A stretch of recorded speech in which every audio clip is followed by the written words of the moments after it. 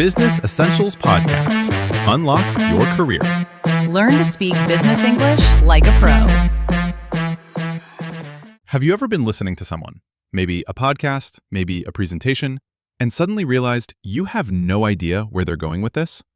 Today, we're solving that exact problem: signposting and transitions, or as we're calling it, keep them following, transitions that don't lose your audience. We'll also be focusing on presentation flow language, so listen closely to how we use these phrases. They're absolute gold if you want to keep people engaged. Sarah, I'm so glad you're here for this one. What's happening when a presenter is delivering solid content, but somehow people are just drifting away halfway through?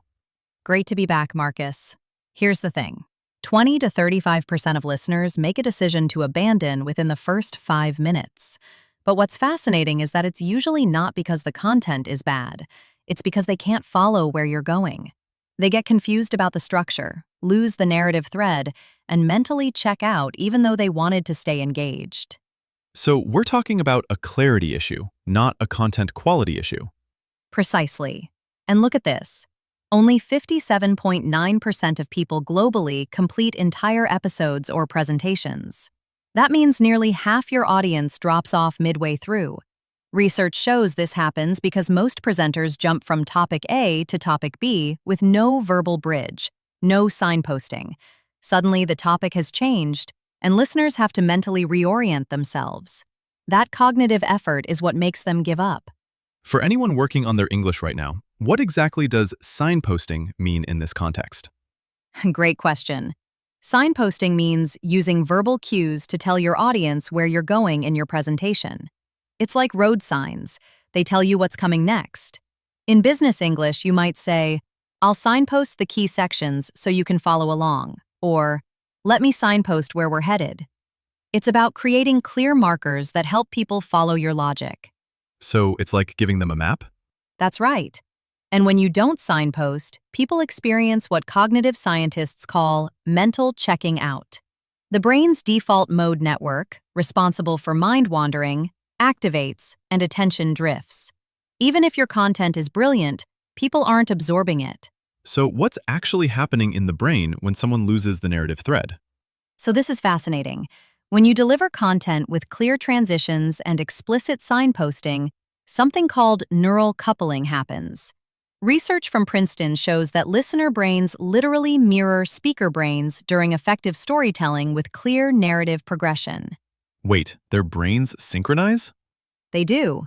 But without transitions, this synchronization breaks down, causing cognitive dissonance. The brain requires explicit connectors to integrate new information into existing knowledge structures. Abrupt topic shifts require the brain to restart its attention and encoding processes, consuming cognitive resources. So every time you switch topics without warning, the audience has to reboot? Correct. And that reboot costs them mental energy. Clear signposting allows the brain to predict upcoming content, reducing processing load and maintaining narrative flow. When speakers neglect transitions, audiences experience what researchers call cognitive load. The mental effort required to process information becomes overwhelming. That's a good phrase, cognitive load. How would you use that in a real meeting? You'd use it when discussing how to communicate complex information. Like in a team meeting, you might say, "This dashboard has too much cognitive load. Let's simplify it so people can process the key metrics at a glance." Or in presentation planning, "We need to reduce cognitive load by breaking this into smaller segments with clear transitions." It's about recognizing that your audience has limited mental bandwidth. Okay, so tell me, what's the biggest mistake people make with transitions? The number one mistake is what I call the absent transition. You're moving from topic A to topic B with no verbal bridge, no signposting. Listeners suddenly realize the topic changed and must mentally reorient. And that causes drop-off? Immediate drop-off. Research shows 15 to 20% of people abandon at that moment. They perceive confusion as lack of professionalism. Without signposting, listeners cannot predict what comes next, which activates the brain's threat detection system rather than the reward system. Wait, so confusion triggers a threat response? It does. Your brain is asking, "Is this relevant to me? Should I keep listening?" and if it can't answer quickly, it defaults to disengagement as a protective mechanism. Episodes that include verbal transitions between topics show 22% higher completion rates than those with abrupt topic changes. That's huge. So what should they do instead? You use what I call a content bridge. You'd say something like, "So, we've explored why this problem exists. Now here's the practical framework you can implement starting today." You've acknowledged where listeners are, we've explored the problem, while pointing toward where they're going. Here's the framework. That prevents mental disorientation. So you're creating continuity. Yes, bridges also provide a cognitive processing pause that helps listeners consolidate what they've learned before moving to new content. And implementing clear verbal signposting at every topic transition increases average listening time by 2 to 3 minutes per episode. Give me another example of what that bridge would sound like. Sure. Imagine you're presenting quarterly results to your board. The wrong way is, you finish talking about Q3 revenue challenges, and then you immediately jump to Q4 projections without warning. Half the board is still processing the Q3 data. The right way is, "So that's the complete picture on Q3. We faced headwinds in the enterprise segment, but SMB growth compensated. That brings us to Q4 projections, which look substantially different. Here's why." You've bridged from past to future, you've signaled the transition explicitly, and you've created curiosity about why Q4 is different. Oh, so you're managing their attention deliberately. Absolutely. And you're using something called the open loop effect. When you say, "Here's why," you've created cognitive tension that the brain is motivated to resolve.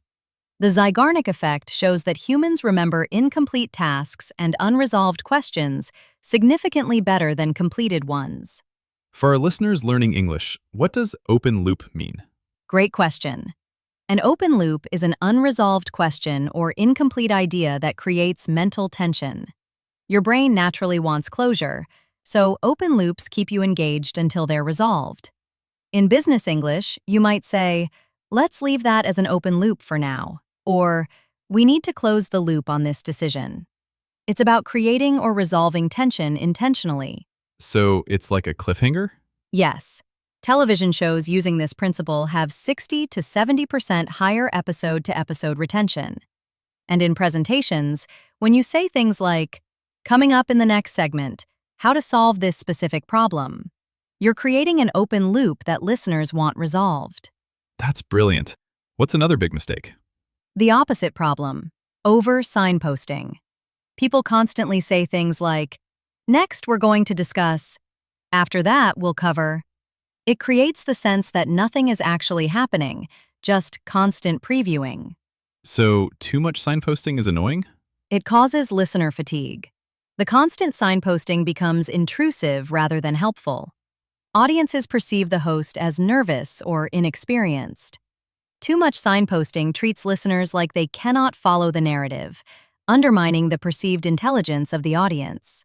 So what's the right balance? Use signposting strategically at major transitions, every 8 to 12 minutes, or when genuinely transitioning between distinct segments. Balance signposting with trust in the content to carry listeners. Podcasts with signposting at every topic mention show 35% higher skip-forward rates than those with strategic signposting every 8 to 12 minutes. So it's about timing. Yes.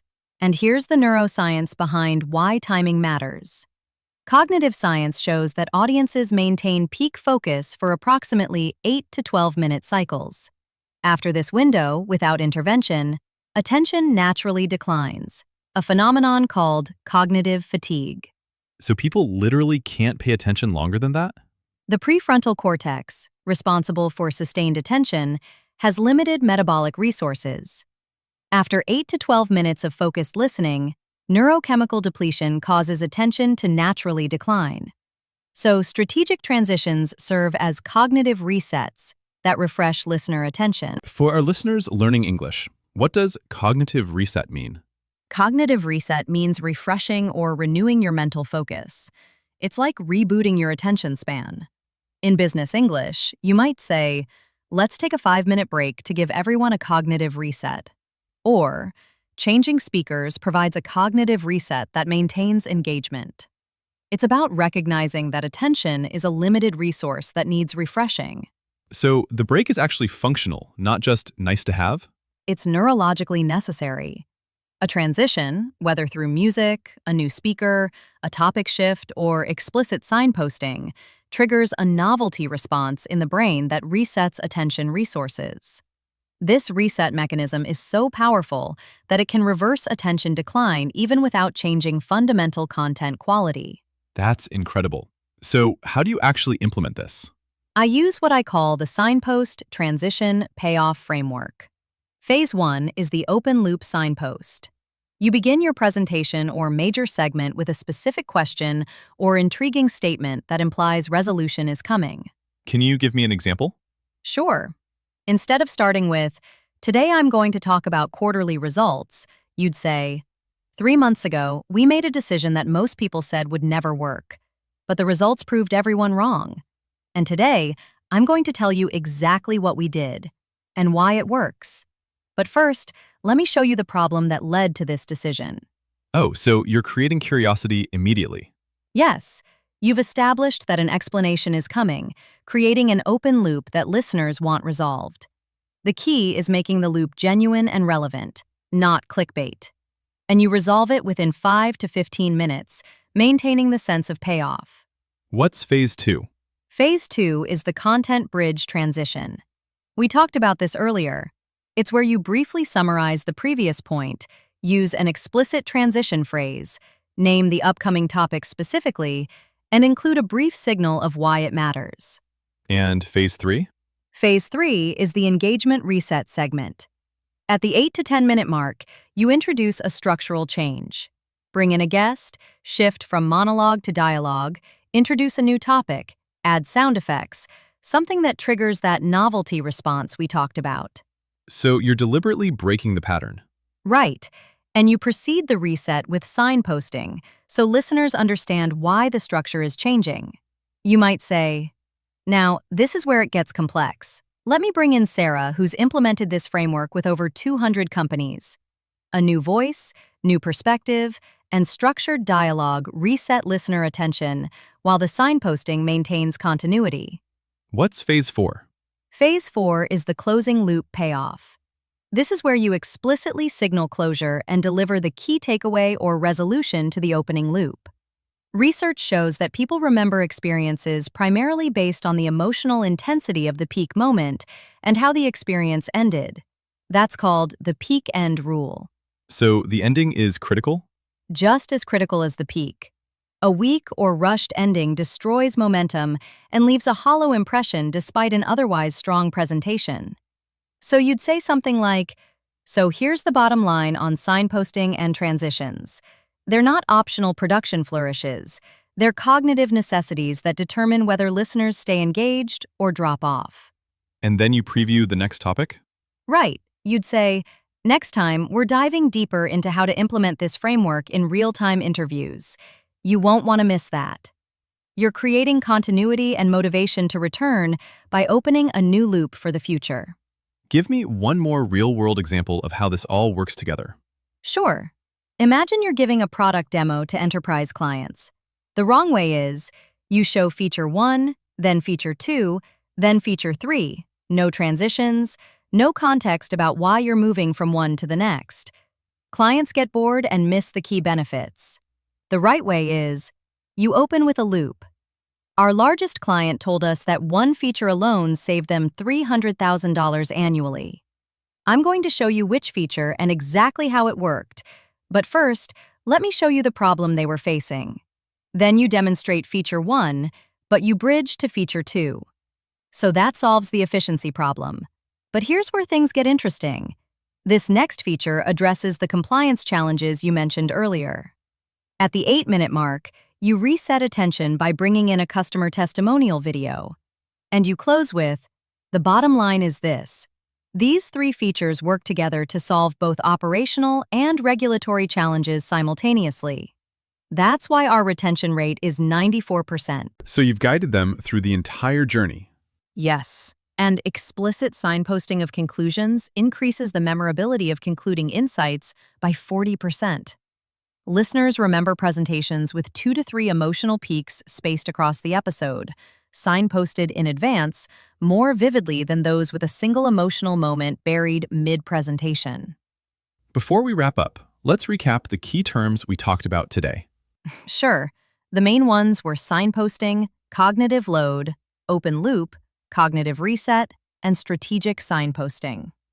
Signposting means using verbal cues to tell your audience where you're going. Cognitive load is the mental effort required to process information. Open loop is an unresolved question that creates mental tension. Cognitive reset means refreshing mental focus to maintain attention. And strategic signposting is intentional placement of transitions at key moments. So Sarah, what's the one thing you want people to take from this? Every major transition in your presentation should include 3 elements: explicit acknowledgement of where you've been, clear signaling of where you're going, and a reason why the next section matters. Don't assume your audience will follow you automatically. Guide them intentionally with verbal signposts at every 8 to 12-minute interval. Do that, and your completion rates will jump by 22% or more. That's not theory, that's measured. Here's what we want from listeners. Think about the last presentation you gave or attended. Were there clear transitions between topics, or did the speaker jump around without warning? Try implementing the Signpost Transition Payoff framework in your next presentation and let us know what happened. And if you're a team leader or trainer, share this episode with your team. When everyone understands how to guide audiences through structured content, your organization's communication effectiveness improves across the board. Next episode, we're talking about the final 30 seconds that seal the deal. Ever wondered why some presentations end with a whimper, while others leave audiences energized and ready to act? We're breaking down the exact techniques top speakers use to close with impact, the psychological principles that make endings memorable, and the common mistakes that waste the most important 30 seconds of your entire presentation. Those final seconds are your moment. If you nail them, that's what people remember and talk about afterward. We've had such a great time with you today. Until next time, keep practicing those powerful closes. Business Essentials Podcast. Unlock your career. Learn to speak business English like a pro.